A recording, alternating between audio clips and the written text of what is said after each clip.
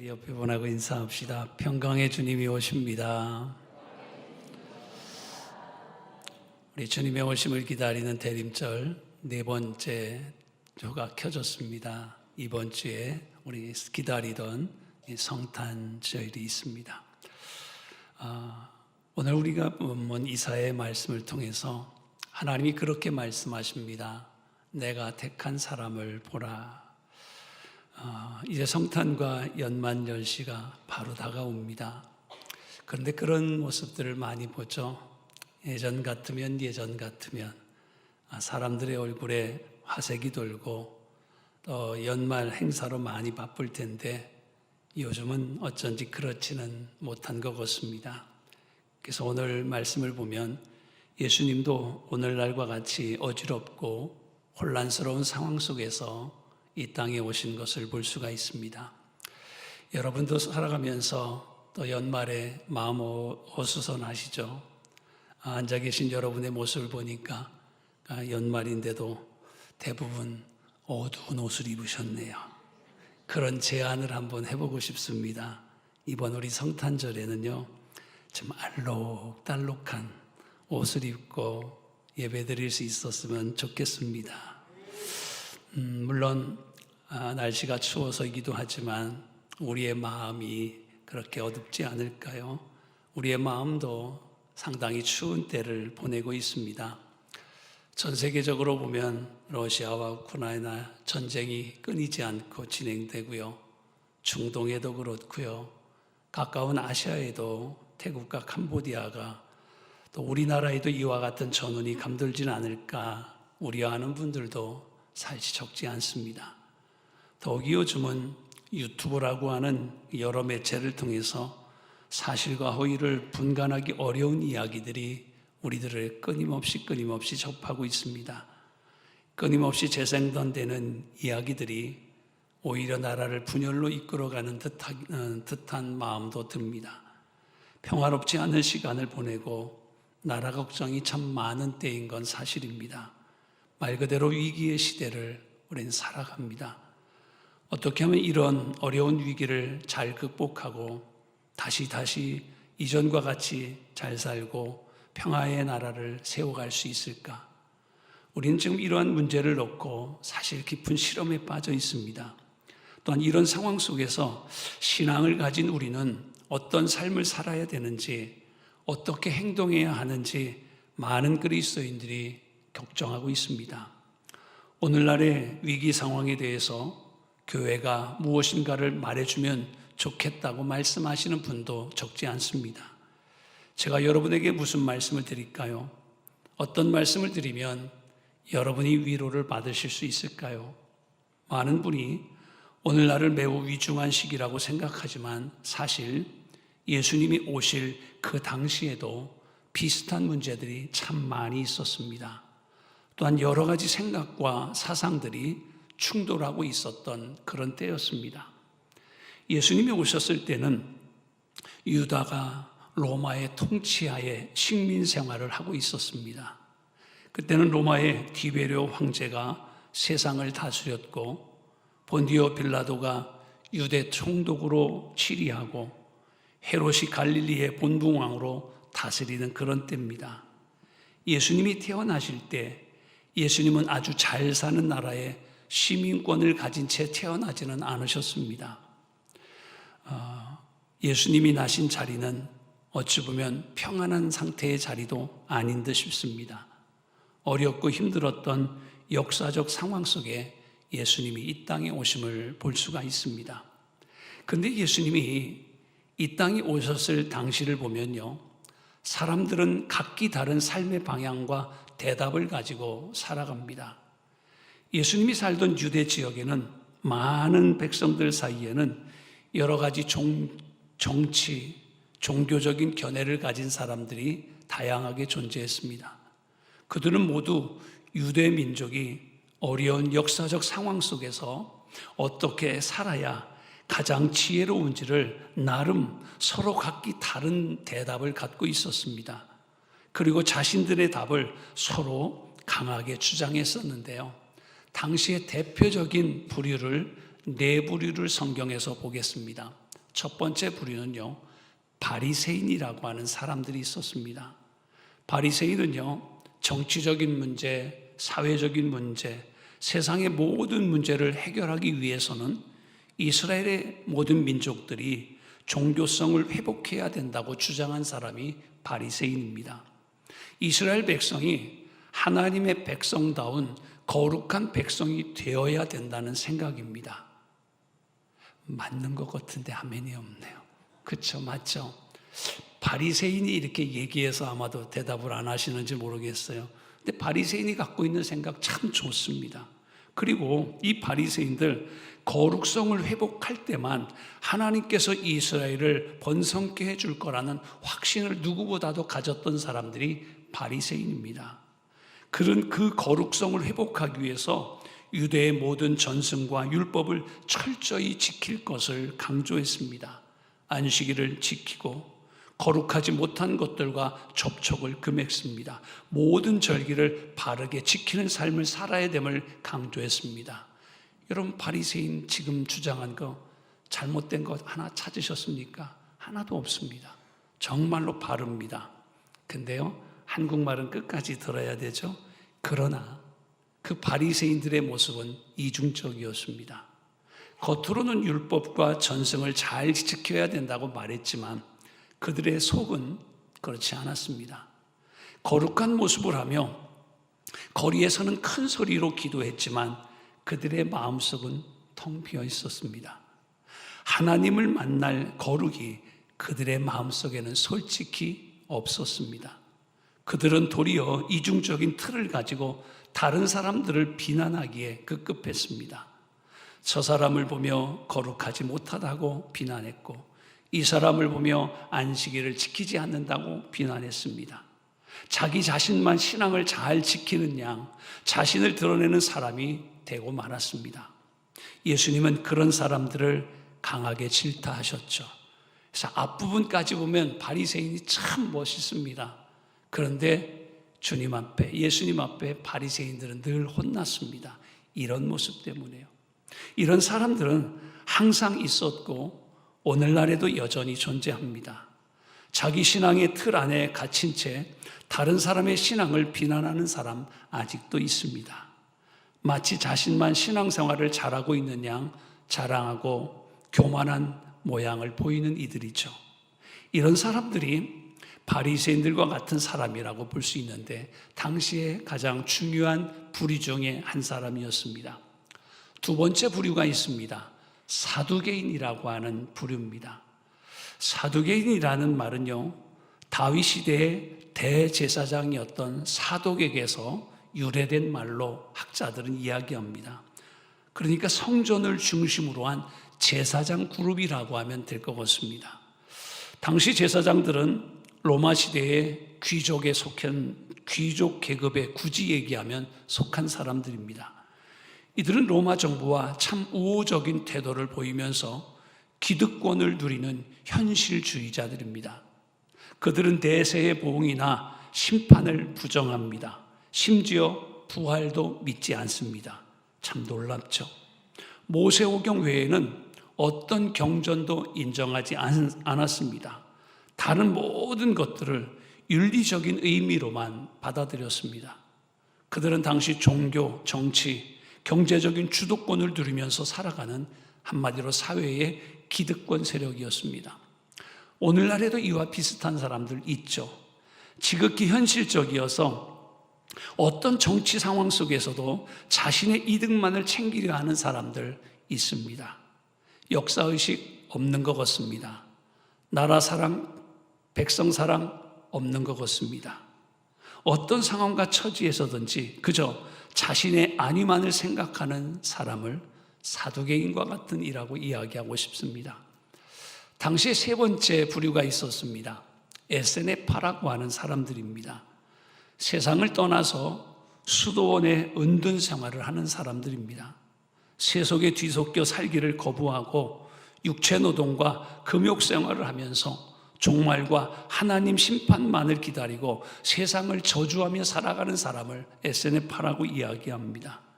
이들은 정결의식을 강조해서 매일 여러 번 정결례를 행합니다. 하루 종일 기도하고 율법을 묵상하고 수도적인 삶을 살아갑니다. 오늘날에도 맞습니다. 이와 같은 사람 없지 않습니다. 세상의 모든 문제를 세속적인 하찮은 문제로 취급합니다.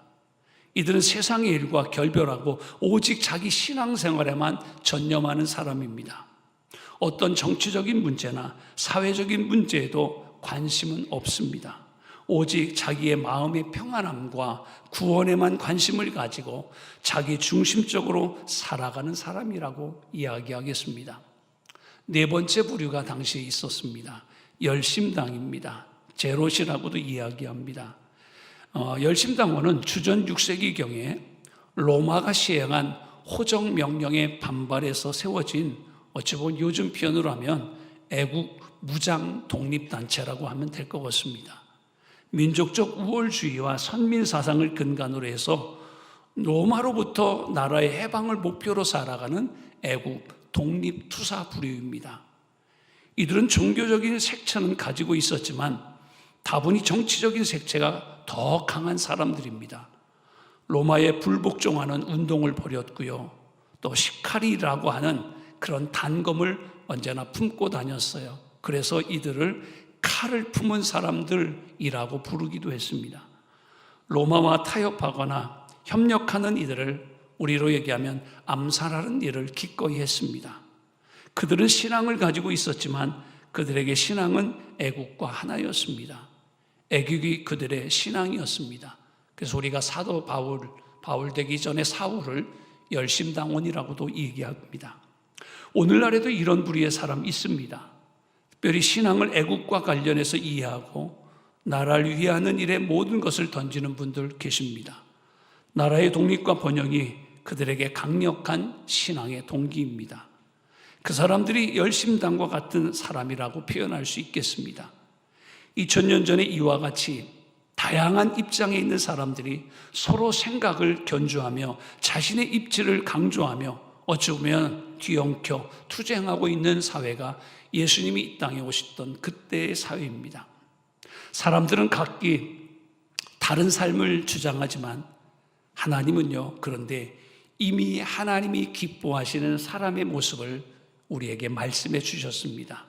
오늘 우리가 읽은 말씀이 그 이야기, 오늘 3번부터 시작이 됩니다.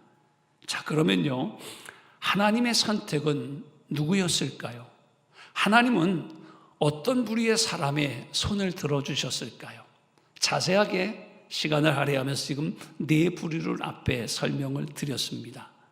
율법과 전승을 잘 지키는 것이 기저 이 나라를 부강하게 만드는 것이라고 말하면서 자기의 신앙을 자랑하고 다른 이들을 비난했던 바리새인일까요? 로마의 권력에 붙어서 자신의 안위를 챙기던 현실주의자, 그러면 사두개인이었을까요? 아니, 그것도 아니라면 광야의 수도원에 들어가서 매일 말씀 읽고 정결례를 행하며 심판의 날만 기다리고 있었던 SNF일까요? 또 아니면 나라의 독립을 위해서 칼을 품고 정치 일선에 나서는 투쟁하였던 열심당원이었을까요? 이 질문 우리에게 이 대림절기에 중요한 질문입니다. 왜냐하면 우리가 오늘 어떻게 살아야 되는지를 알려주는 오늘 말씀은 이정표일 겁니다. 우리 앞에는 혼란의 시대 속에서 그리스도인으로서 어떤 삶의 자세를 가져야 되는지 그런 질문 앞에 우리는 솔직히 놓여 있습니다. 그런데 하나님께서는 예수님이 이 땅에 오시기 수백 년 전에 이미 하나님이 기뻐하시는 사람의 유형을 말씀하셨습니다. 여러분, 하나님이 기뻐하시는 사람, 하나님이 선택한 사람의 모습을 이미 이사야 선지자를 통해서 오늘 본문을 통해서 우리는 읽었습니다. 1절 다시 한번 읽겠습니다. 내가 붙드는 나의 종, 내 마음에 기뻐하는 자, 곧 내가 택한 사람을 보라. 내가 나의 영을 그에게 주었은즉 그가 이방의 정의를 베풀리라. 하나님은 내가 기뻐하는 사람, 내가 택한 사람이 있다고 분명히 말씀하고 있습니다. 그리고 그가 어떤 사람인가도 분명히 설명해 주고 있습니다.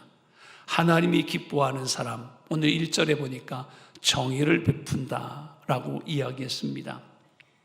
얼마 전인가요? 최근에 성경이 하나 번역본이 새로 나왔어요. 새 한글이라고 하는 성경이 나왔는데 참 읽기 쉬워서 좋습니다. 제가 그 말씀으로 새 한글 성경으로 본문을 읽어드려 볼게요. 보라, 나의 종이네.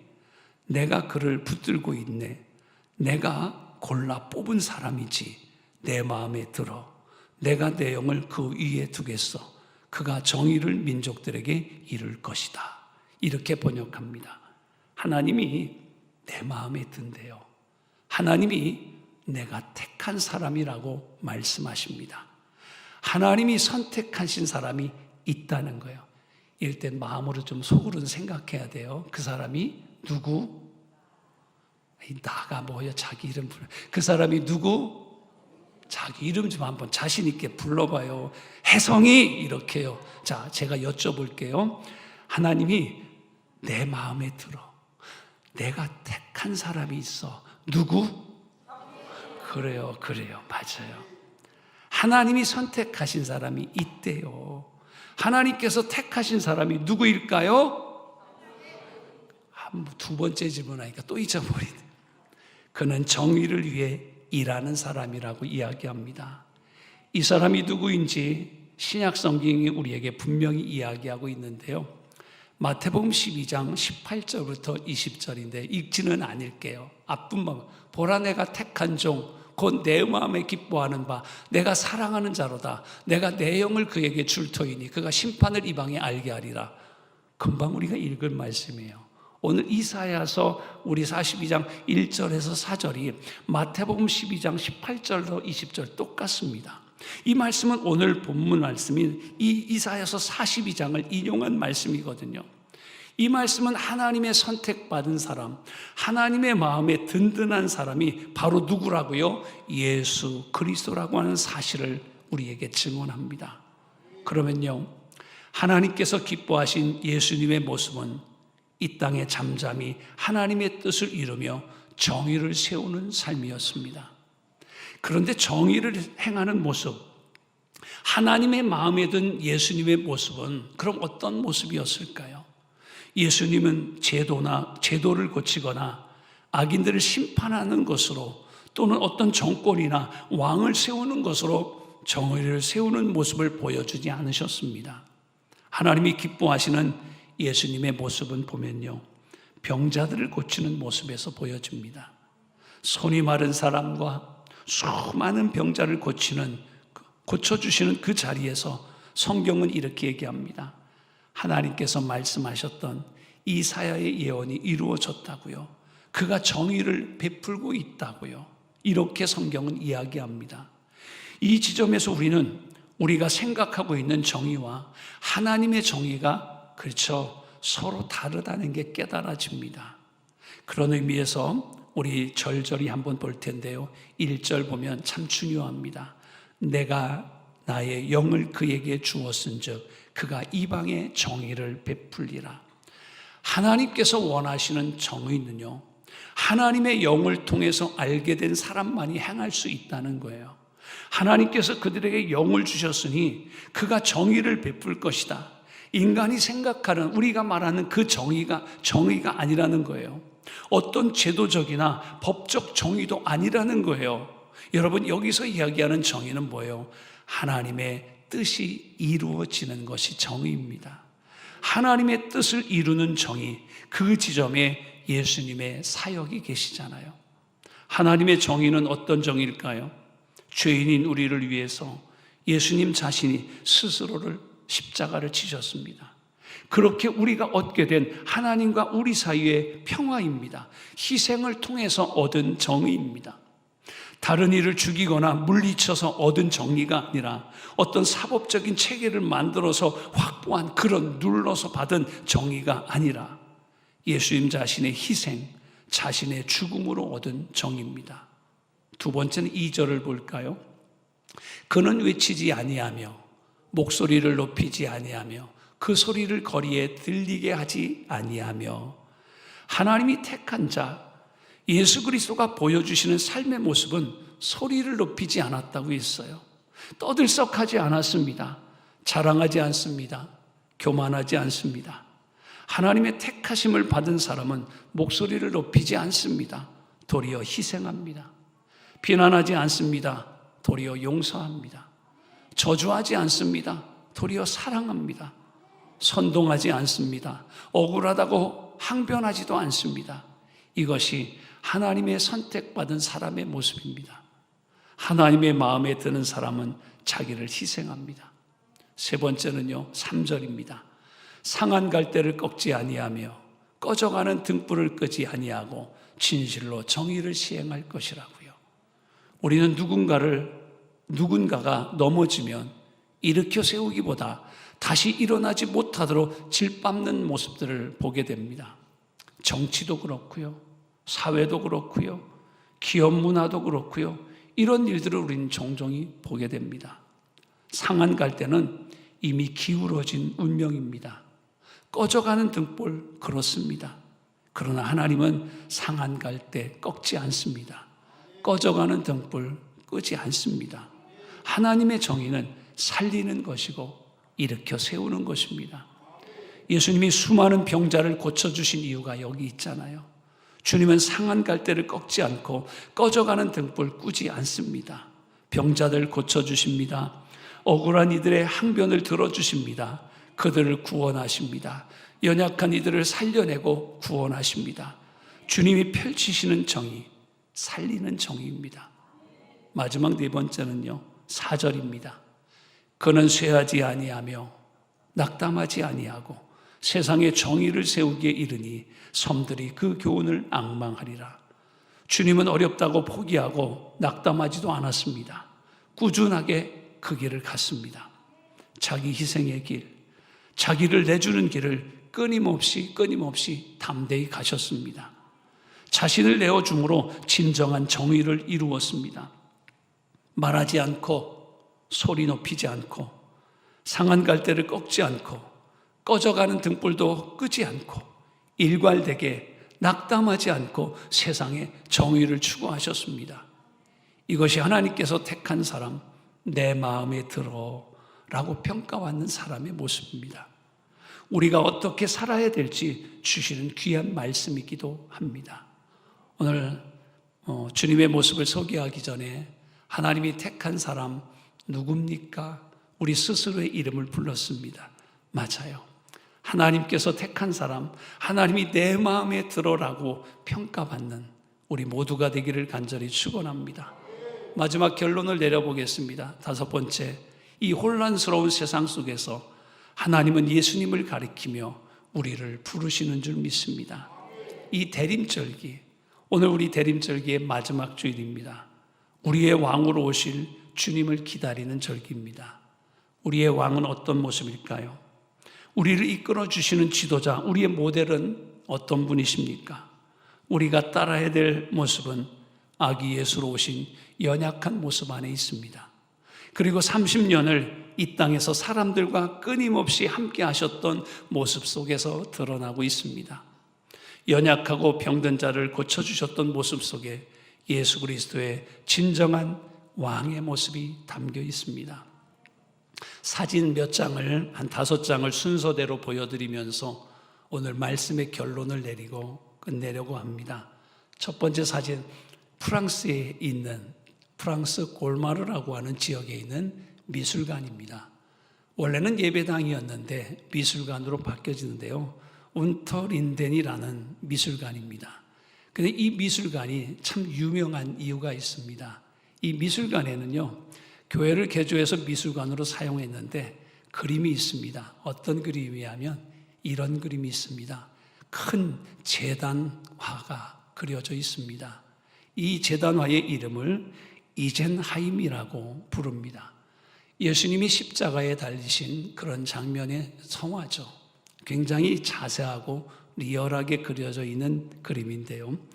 1512년에 그리기 시작해서 1515년 동안 그려진 그림인데 독일의 르네상스 종교 화가인 마티아스라고 하는 화가가 그린 그림인데요. 왜 이 그림을 보여드리냐면요. 자, 이 작품에서 눈여겨야 될 부분이 있어서 오늘 마지막으로 소개하려고 합니다. 자, 예수님이 십자가에 달리셨고요. 요 분을 잘 봤으면 좋겠습니다. 자, 요 분을 그림을 좀 확대하겠습니다. 확대 그림이요. 네. 아까 보였던 그림의 확대된 부분입니다.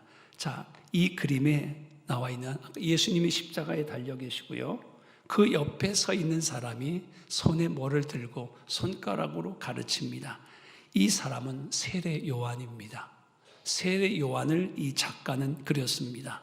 그런데 한 손에 들은 것이 뭘까요? 성경책입니다. 성경책을 들고 세례 요한이 예수님을 가르칩니다. 뭐라고 하고 있는 것 같아요?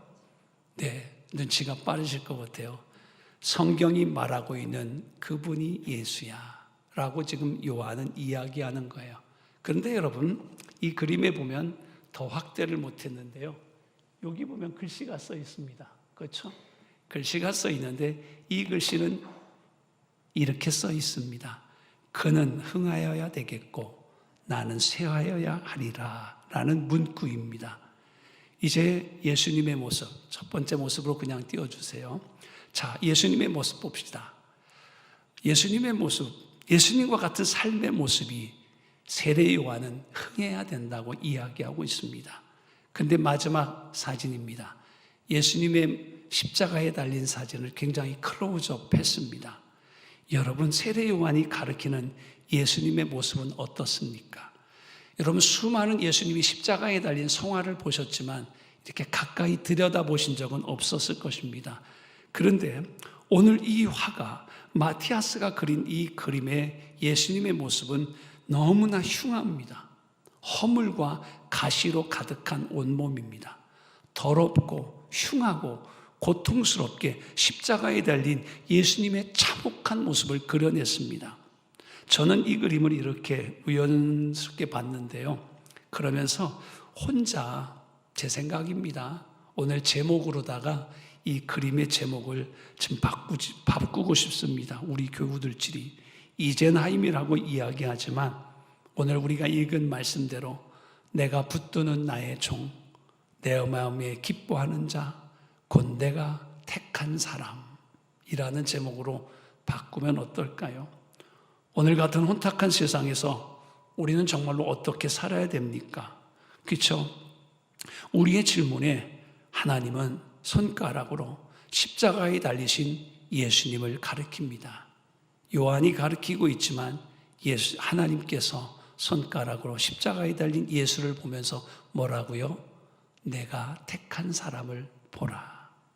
내 마음에 들어 이 사람이, 그렇죠? 하나님께서 우리에게 손짓하며 말씀하실 것입니다. 그 주님께서 이 대림절기에 성탄절에 우리에게 오십니다. 잠잠한 양같이 순전한 모습으로, 어린 아기의 연약한 모습으로 오십니다. 그는 목소리를 높이지 않습니다. 상한 갈 때 꺾지 않습니다. 끝까지 낙심하지 않습니다. 그리고 이 땅에 하나님의 뜻을 세웁니다. 우리는 그분을 예수, 우리의 구원자라고 부릅니다. 우리의 소망이라고 우리는 부릅니다. 하나님은 연약한 아기로 오신 예수님을 가리켜서 내가 택한 사람을 보라, 나의 아들을 보라, 내 마음에 들어 이 사람이라고 말씀하십니다. 그 다음에요, 그 예수님께서 십자가 위에서 이제 오늘 이 자리에 있는 대림절에 주님을 기다리는 오늘 저와 여러분을 향해서 말씀하실 겁니다. 이렇게요, 너희는 나를 따라오너라. 함께 기도하겠습니다.